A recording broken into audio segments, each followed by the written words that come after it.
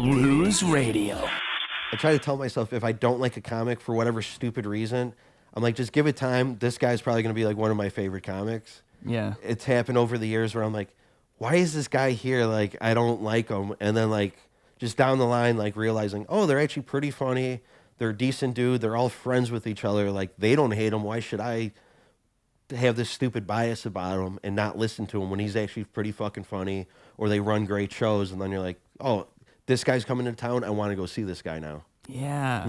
I feel like it's weird because, like, the internet introduces this weird dynamic. Like, if you met that person in person, that person you hate watching, that person you don't like, you probably wouldn't even dislike them. No. Like, you'd probably be like, oh, he's a cool guy. He's a good hang. And that's kind of what you're seeing. You're seeing all these comedians get along with this guy.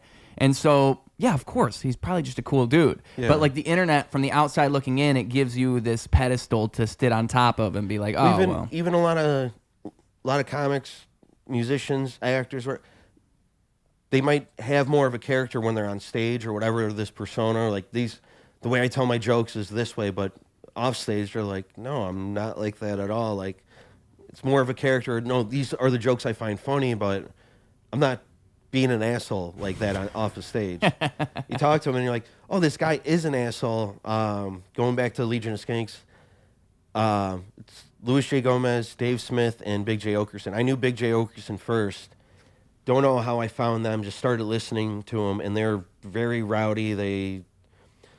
They're considered the most racist podcast on earth. But probably them or Come Town. It's one of the two. But they're idiots about it. You listen to it, and you're like, oh, like, yeah, they're assholes, but they're being assholes to each other. They're not like, oh, I hate this person. We're going to do this. We're going to have hate behind our heart or anything like that. But Louis is the biggest prick, and everybody says, like, started listening to the show, and I just couldn't stand him. And then, like, you listen a little bit more, he had some other podcasts, and you're like, oh, he's actually, like, doing a lot for comedy. He wants to do this shit. That's why he started his podcast studio. That's why he started Skankfest, and it kept growing and growing. He's like, yeah, I could be an asshole, but I like to have fun. I want my friends to exceed. I want people to have opportunities. And you're like, oh, the guy that comes off as the biggest asshole in the world, you sit down and talk to him. One of the nicest people on earth. Yeah. That's interesting. Well, and it's you're seeing a certain version of somebody for sure. Like in that. Even though I did get to slap box and box him once. Oh, no shit. Really? Yeah. He was in town. I saw him at Zany's. He was pretty shit-faced. Which is cool is if you like comedy, go to a comedy show. Guaranteed you're going to meet the comic. They're going to be chill as hell. They're going to be grateful you fucking came out. They're going to be more happy to see you than you are them. But they were there. He was a little drunk, and he's like, oh, anybody want a slap box? I'm like, fuck yeah, let's go. So we're slap boxing. I cracked him a couple good times. But then my first year at Skankfest, he was training for a boxing match. I do jiu-jitsu. I've boxed a little bit of this and that, wrestled. And I was like, oh, I got some training. He goes, cool. I'll hit you up tomorrow, send you the address. So I fly out to Vegas, don't have gloves or anything. You have to buy all brand new stuff. Go out there, we're training, sparring or whatever. And I'm like, I'll spar against you, but don't, like, rock my head. I'm like, my mouth guard doesn't fit. And everybody told me, like, he doesn't know how to hold back.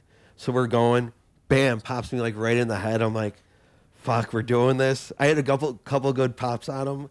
And I do remember one, I had, like, this right hook on him and, like, just, like, grazed his nose. And he just looks at me and goes, ooh, boy wants to fight today. So I went the distance I did a round with Louis J. Gomez. You flew out to do that. Yeah. Wow. And I'm like, and they're like, oh, so then I'm like, oh, I'm actually and I was volunteering to work there. And he's like, damn, dude, like, you're just taking it all in. I'm like, fuck yeah. What was the coolest thing is we took an Uber back to the hotel, and I got to ride with him and, like, his crew. And we're all just sitting there bullshitting. And, like, then throughout the whole fest, Louis would walk by. He's like, Rambo, what's going on, man? And everyone's like, dude, you know fucking Louis? The guy's, he started this fest. And all the other guys, too, I'd be like, hey, what's going on? And they're like, oh, dude.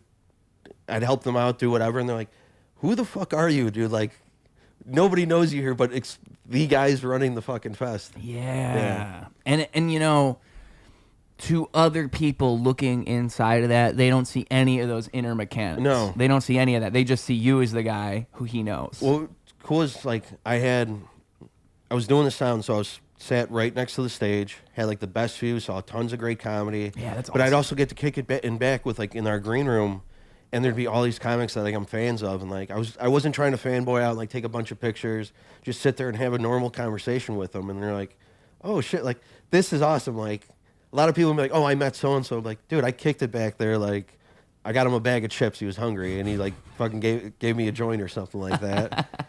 What comics? So which ones do you recall? We had Dave Attell, Rich Voss, Bobby Kelly,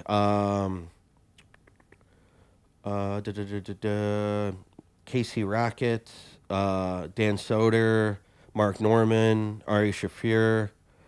He actually he was doing an outdoor yoga thing last year, but it was too hot, so he did it at our stage. Ari was? Yeah. Okay. So I'm like, hey, I'm doing the sound. You want me to put on like some Enya or something? He's like, yeah, get some like spiritual shit or whatever. So I'm doing that. Yeah, just like the little interactions. Like one comic, he had a bad experience with the bartender outside our door, and like I'm just sitting there like waiting for the show to start, and he just comes up to me, just like starts bullshitting. He's like, this fucking guy, blah blah blah. And he's like, what should I do? I'm like, I don't know. He's like, fuck him, whatever. Then he gets on stage and he's like, you know what? Fuck that guy outside. And he's like, hey, open that door. That bartender right there can suck my dick. And I'm like, I'm laughing my ass off because I'm like, oh, you just fucking told me this, dude. Like, I witnessed all this shit go down, man. Been too long, I don't think I could face it. In the corner with my mask